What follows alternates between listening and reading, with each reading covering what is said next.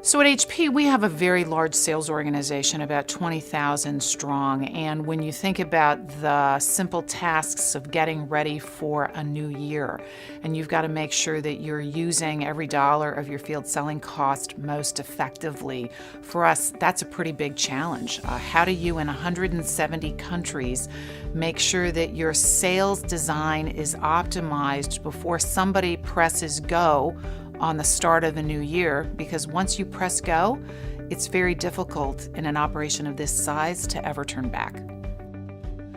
Before Anaplan, we were always looking at what actually got deployed in a rearview mirror that was usually 90 to 120 days later. And that's because it was completely manual. This was a spreadsheet run exercise. And by the time that all got rolled back up and people corrected minor errors along the way, we were usually at the beginning of Q2.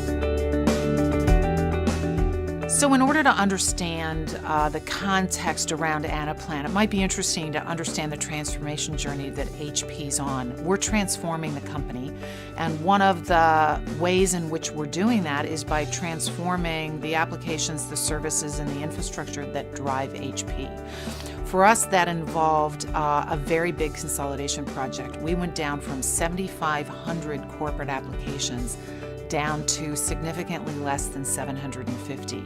And in the process, we went to the best-in-class next-generation version of every category. So for us, it was incredibly exciting, but also a really big deal to be able to step into what we consider to be the best-in-class quota and territory management application out there.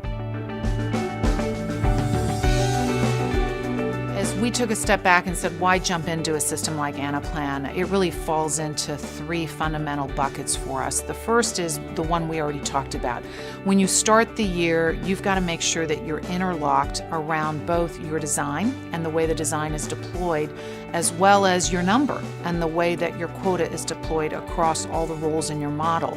So interlock and starting the year faster and knowing what's getting deployed before you deploy it was really the first critical value proposition that we were attracted to in Anaplan. The second is execution. Once you start the year, things change.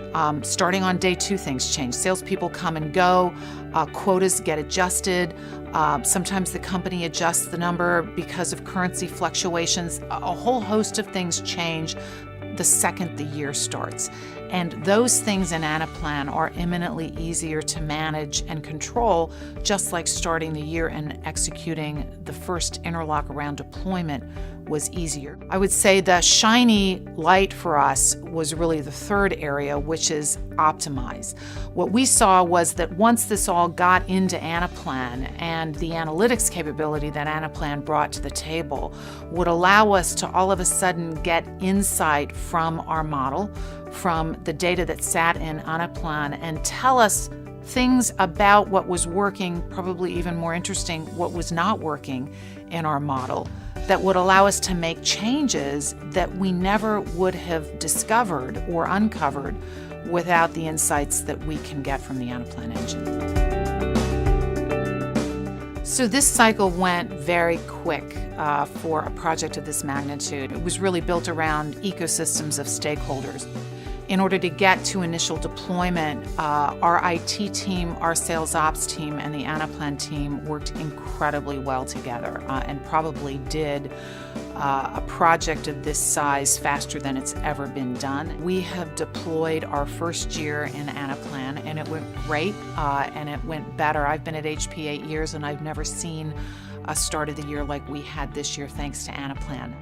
We're now in the phase of optimizing what we think we want to deploy and interlock around next year. So at some point, this is just a cycle that starts over every year. And for us, we are really living the Anaplan life cycle. I'm Sue Barsamian, Senior Vice President of Indirect Sales at HP, and my sales plan is powered by Anaplan.